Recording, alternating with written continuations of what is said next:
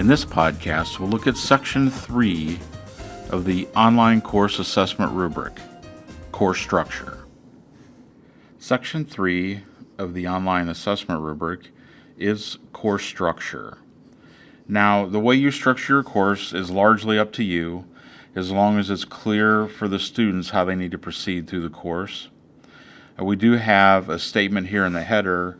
It says, clear learning objectives throughout provide a useful framework for the course's content, activities, and learning assessments. Constructing units or modules around discrete objectives help structure student learning, making the course more unified and coherent.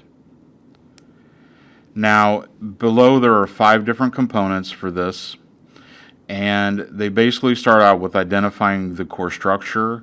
Generally, that's going to be week or chapter based, but it doesn't have to be.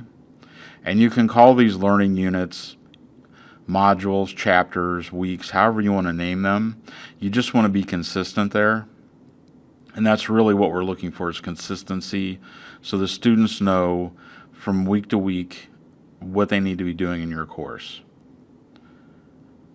The second item here is course objectives are clear and provide a useful framework for course content, activities, and assessments.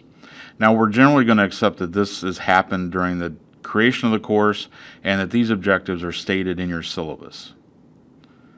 So there shouldn't be any issue with that here.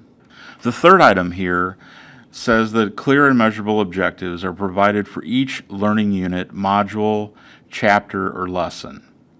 And basically what we're looking for is an identification within that module of which of the learning objectives for the course are being used. Now, you may also have learning objectives for that unit, but they should tie to the larger course learning objectives. One of the best practices that we've identified for this is to provide the learning objectives in any kind of overview that you provide for that learning unit. Now, that could be like a weekly overview, however you do that for your course. If you have an overview for that learning module, then to state those learning objectives that are tied to that module right there in that overview. And I just put mine right at the bottom of the list. For the week, I put, the type of content they need to be reviewing, reading, videos they need to be watching, those kinds of things, the kind of activities they need to be doing in the course, and any assessments. And then below that, I just state, here are the learning objectives tied to this module. That's just one way you can do it. There are a number of different ways you could do that. The fourth item is due dates and timelines for each learning activity are clearly defined.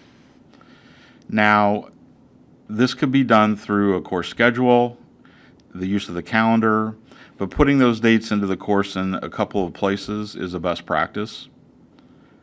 So however you do that is up to you. And then below that is ample reminders of due dates provided to students. That could be through announcements, messages, email, etc. There are a number of ways that you can do this, and you can look for some of the best practices, videos that we've provided on communicating with students. But some ways you could do this are, once again, the course schedule. It would be something that is separate from the syllabus.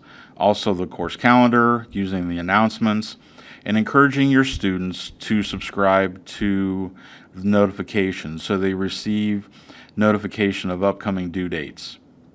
And you can look at the content we have on how to enroll in the notifications, and you can point your students to that information as well.